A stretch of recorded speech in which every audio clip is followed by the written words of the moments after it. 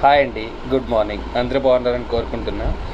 Russia based hacking group ఉంది కదా, APT28, advance persistent threat 28 అనమాట.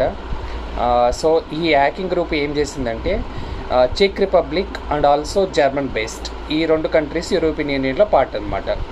సో ఈ Russia country North Atlantic Treaty Organization NATO rules and regulations follow అవ్వకుండా ఇష్టం వచ్చినట్టు ఈ చెక్ Republic and also Russia based government sector, public sector and also ministry సెక్టర్లో ఉన్న కంపెనీస్ మొత్తాన్ని హ్యాకింగ్స్ చేస్తున్నాయి అన్నమాట.